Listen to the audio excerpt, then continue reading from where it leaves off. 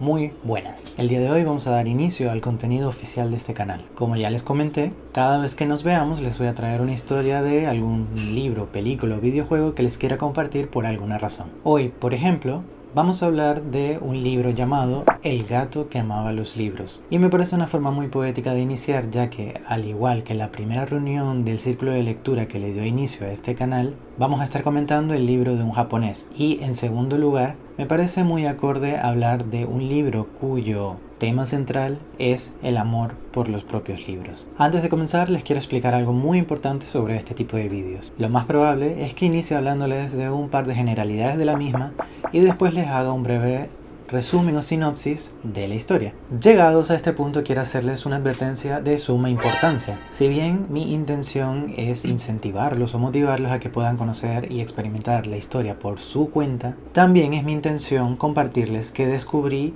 y por qué me parecen tan enriquecedoras. ¿Qué quiere decir esto? Pues que vengo muy dispuesto y con toda la intención del mundo de spoilearles la historia de principio a fin. You don't know what you're talking about, do you? O dicho de otra manera, vengo a destripar la historia. Por lo que, si tú que me estás viendo eres susceptible a los adelantos, te recomiendo que tras la sinopsis pares el video, vayas a leer el libro, ver la película o jugar el videojuego y después regreses para disfrutar del resto del contenido. Si por otra parte tú no eres de la fe de los spoilers y los adelantos no te afectan, no te entorpecen la experiencia y al contrario te anima a conocer más la obra, entonces no pares nada, sigue viendo el video, da like, suscríbete, comenta y disfruta. Ok. Con el fin de que puedas tomar una decisión informada, en el vídeo, unos instantes antes de que comencemos el terreno de los spoilers, va a aparecer un anuncio en pantalla que te va a permitir decidir si quieres saltar a la parte del video donde ya no hay peligro de enterarse de nada. Bien, dejado eso claro, vamos a iniciar con este análisis, recomendación, compartir, reflexionar, filosofar sobre El gato que amaba los libros. Sosuke Natsukawa, sí, Sosuke no Sasuke, es un médico japonés que inició en el mundo de las letras desde el 2010. Su primera obra, Kami-sama no Karute o Los récords médicos de Dios, ganó el premio Shogakukan, el segundo lugar del premio de los libreros en Japón, y fue adaptada al cine un año después de su publicación. El gato que amaba los libros fue publicado en el 2017. Fue la segunda obra de Natsukawa y la que lo proyectó a la fama internacional después de haber sido traducida a 37 idiomas, haberse proclamado como un bestseller de la revista Times en Reino Unido y ser proclamada como la novela favorita de las librerías independientes de los Estados Unidos. El libro nos cuenta la historia de Rintaro Natsuki, quien es un estudiante de secundaria que acaba de perder a su abuelo.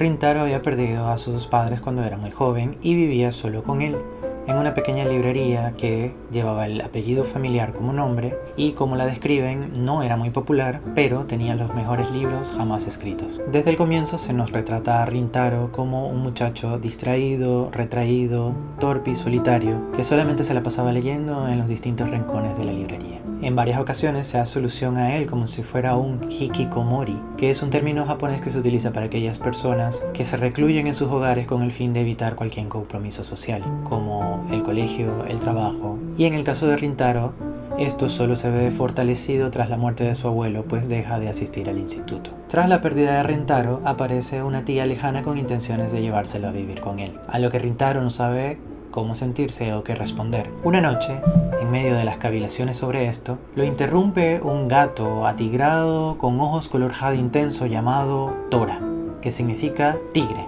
en japonés, que sin muchos aspavientos le hace una petición de lo más inusual: ayúdame a salvar libros. Y sí, entendiste bien, el gato habla. A partir de este momento se narran los viajes que Rintaro, Tora y Sayo Yuzuki, una compañera de este que poco después se suma a la trama, hacen para salvar a los libros de distintas situaciones un tanto surrealistas, al tiempo que este trata de asumir su nueva realidad, ordenar las cosas en su vida y desentrañar el valioso significado de los consejos que le dejó su querido abuelo.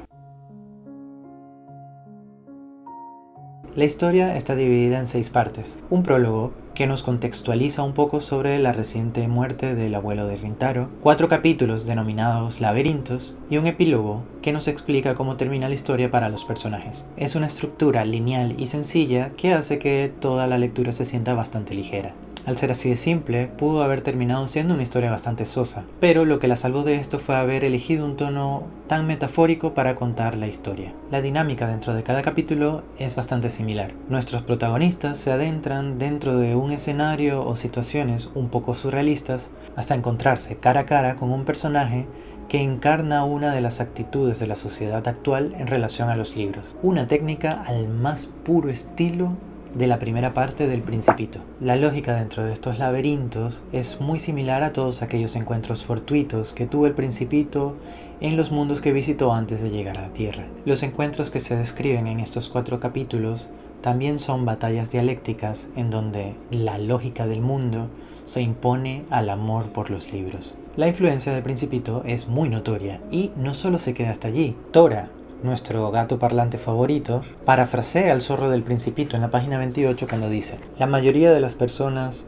viven inmersas en su cotidianidad y no perciben lo más evidente. No se ve bien sino con el corazón. Lo esencial es invisible a los ojos. Tora equivale al zorro en nuestra historia. Hace de guía en las aventuras de Rintaro, pero más importante aún, lo ayuda a recorrer el camino para salir de sí mismo y volver a tener un objetivo en la vida. Lo bueno de esta referencia es que no es un calco insípido. Mientras que el zorro es un ser sereno, paciente y sabio, Tora es sarcástico, ingrato y a veces mordaz, como cuando dice: no pasa nada, sé perfectamente que eres un jovenzuelo tristón y un hikikomori con pocas habilidades. Es un gato. Cada uno de los capítulos nos cuenta el encuentro entre Rintaro, un joven que sinceramente ama a los libros, y algún personaje que atenta contra ellos de alguna manera. Las ideas y las reflexiones que se hallan en las creencias y las actuaciones de estos personajes son para mí en donde se encuentra lo más rico y valioso de esta historia. En el primer laberinto nos encontramos con un hombre distinguido que mantenía encerrados en vitrinas y con candados a los 57.622 libros que había leído, y que nos dice: en este mundo se respeta más a la persona que ha leído 10 libros que a la persona que ha leído 10 veces el mismo libro. En el segundo laberinto conocemos al director de un centro de investigación que desea poder leer cualquier libro en tan solo segundos, ya que hay demasiados libros en el mundo y los humanos estamos demasiado atareados para poder leerlos todos. Por lo que, motivado por la creencia de que cualquier libro podría resumirse a una sola frase, los cortaba, hasta que pudiera leerse Fausto en 2 minutos. En el tercer laberinto nos espera el dueño de la editorial más grande del mundo, quien trata a los libros solamente como mercancía, porque según él, vende los libros que se venden. Aquí no publicamos libros para transmitir nada, sino los que la sociedad pide. No me importan los mensajes que deban comunicarse, las ideas que haya que legar a las siguientes generaciones, las realidades crueles o las verdades complejas. Y el cuarto laberinto nos muestra a una mujer anciana que representa a los libros que están por ser olvidados y aquellos que ya sufrieron ese fin. Ella, con ira y tristeza, nos confiesa: hoy en día es muy difícil encontrar a alguien que tenga un vínculo tan estrecho con los libros. Lo que me sorprende aquí es que detrás de los comportamientos y motivaciones de estos personajes, que en apariencia son erráticos, hay una lógica contundente que inicialmente nos es difícil rebatir. Y esto es así por el simple hecho de que nosotros también formamos parte de la sociedad que adolece estos males. Nosotros fácilmente hemos podido creer en algún momento que leer muchos libros tiene más valor que leer un mismo libro varias veces. Y esto es así porque en todas partes escuchamos que la cantidad tiene más valor que la calidad. En ese afán ciego y compulsivo de adquirir cosas por el valor que los otros le dan a algo, perdemos la oportunidad de mirar las cosas con detenimiento y conocerlas en profundidad. El primer hombre, que solo estaba concentrado en presumir su conocimiento y mostrar a los libros como si fueran un trofeo de ello, en algún punto dejó de tener una lectura sincera y leer para él se volvió más un deber que un acto libre. De seguro también Alguna vez hemos dejado que las prisas del mundo nos priven de muchas cosas. Pensar en todo lo que deberíamos estar haciendo en un determinado momento o en todas las cosas que debimos haber hecho a una determinada edad nos supone una constante ansiedad que no nos deja disfrutar de las cosas presentes en su justa medida. Cada vez se hace más difícil que nos acerquemos a un libro porque nos cuesta dedicarle tanto tiempo a algo. Y porque cada vez nos acostumbramos más y más a la inmediatez. El tercer laberinto posee un camino en el que hay que ir desprendiéndose de muchas cosas hasta poder llegar a la cima del edificio. Y esto es representativo de cómo hemos ido expropiando la literatura de sus grandes tesoros con el fin de alcanzar el éxito. De cómo la sociedad está renegando de lenguajes enriquecidos, estructuras complejas o reflexiones densas, en pos del facilismo y la retórica que muchas veces premiamos en los best sellers. El dueño de la editorial nos dice: la verdad, la ética y la filosofía no interesan a nadie. El solo hecho de vivir ya cansa a la gente y lo que busca son estímulos y experiencias terapéuticas. El gato que amaba los libros nos hace pensar que el sentido original de la literatura se está difuminando por uno más comercial y en esa transición estamos dejando perder cosas importantes. Estamos midiendo a los libros a partir de nuestro ego, las prisas o el dinero. Y no nos estamos dando cuenta que de esa manera los estamos relegando a un doloroso y silencioso olvido. Y con esto la pregunta que surge es: ¿qué dejaríamos morir si permitimos que las grandes obras de la literatura universal desaparezcan? Si no te gusta leer o los libros en general, podrías pensar que no se pierde nada al final de cuentas. Pero considero que una sociedad que juzga más por las apariencias que por los contenidos, que no encuentra tiempo para degustar la vida y que se preocupa únicamente por el placer y la autocomplacencia, simplemente ya ha perdido demasiadas cosas. Y este es el gran acierto de la reflexión que nos hace el gato que amaba los libros, que desde la manera en cómo tratamos hoy en día algo tan valioso como los libros, nos hace cuestionarnos sobre nosotros mismos y sobre el curso que parece seguir nuestra sociedad. Ante un mundo que comienza a olvidar la importancia de los libros, el último laberinto nos entrega la pregunta: ¿cuál es el verdadero poder que estos tienen?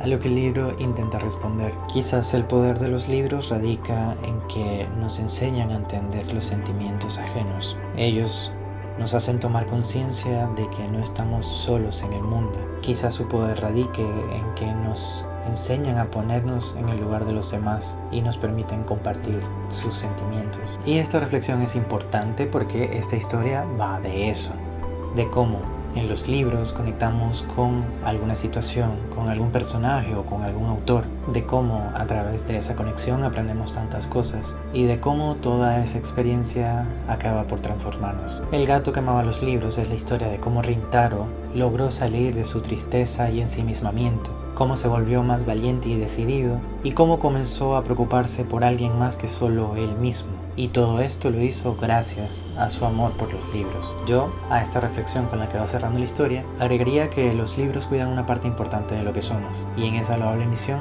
termina adquiriendo una esencia propia. Ya hacia el final, Tora nos comparte unas palabras bastante enigmáticas. Los libros tienen alma. Si las personas les prodigan atención y los tratan con cariño, estos acaban teniendo alma. Y los libros con alma no dudan en brindar auxilio a sus propietarios cuando estos los necesitan. Para mí, en esto, Tora nos revela su verdadera naturaleza. Aquel gato atigrado y con ojos color jade que apareció justo después de la muerte del abuelo de Rintaro no es más que el espíritu de todos los libros que él leyó y cuidó, que han venido para ayudarlo en su momento más oscuro y que, cuando lo logra, debe marcharse porque ya ha cumplido con su deber.